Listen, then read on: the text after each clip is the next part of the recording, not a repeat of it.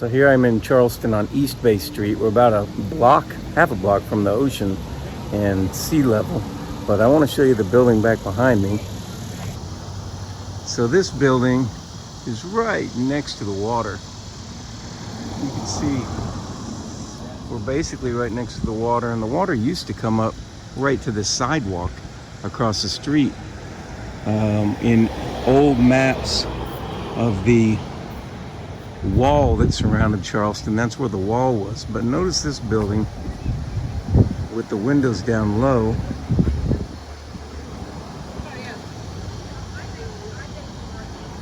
And it's a lot like the other buildings around Charleston, except these windows are actually not on the sidewalk like those other ones I showed you.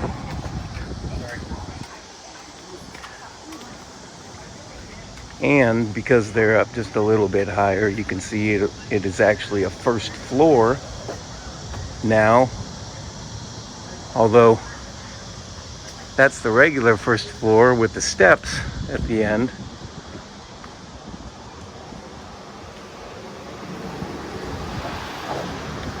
So their porch and door going up.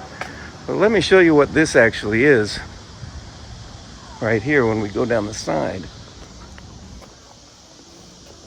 These windows actually sink down lower, so walking down to a door that goes down steps to go into what is another living area down below, but you have to go down steps to get there. Now remember, we're right at sea level in a flood, place that floods all the time, gets hurricanes, and this goes down. And so what this is evidence of is the fact that this lower level was originally a first floor that's now buried. And that's what caused the water to retreat about 2 blocks over when the original wall was right past the sidewalk there. The original wall of the city that the ocean came up to. And this building, of course, would not have a basement right there or a lower level. It's a massive, beautiful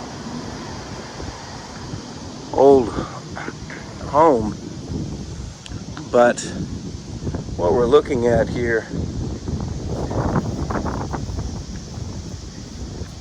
in line with all the other evidence of the sea wall retreating about 2 blocks.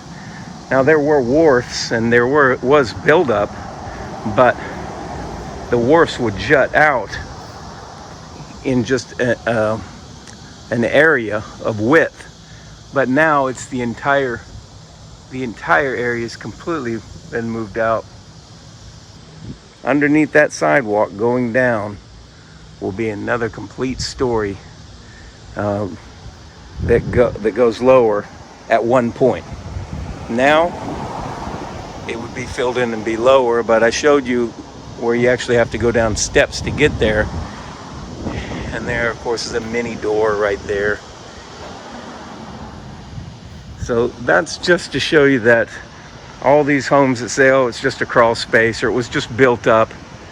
We're half a block from the ocean here, and there's a complete floor underneath that goes down subterranean or below the land level. The house that I was showing you is that beautiful, great big yellow house.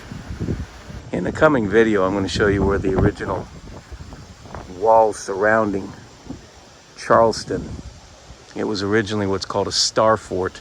You can do a search on that, but I'll have a video coming up and I'm going to show you where the original wall was and how it's now buried, just like all these other buildings seem to have buried floors. Right back on the same sidewalk, it's East Bay, and this is Water Street. And originally Water Street was water. It's a river that ran down the outside of the wall, And on the other side was the ocean. And Water Street is now a street, but I'm going to show you in old maps, 1600s, 1700s, that this was a complete river in the end of Charleston, and the wall surrounding Charleston was built right here. And the ocean then came around, and it's all this was water, but now it's held back. But the main part of that is that the walls that were surrounding the city are still here and still buried. They are buried, I should say. And I'm going to show you that in an upcoming video. But it shows you that things got buried and moved and changed. And the evidence is there, but the current narrative does not support that or talk about that. So just a quick bonus, and again, I'll see you in the next video.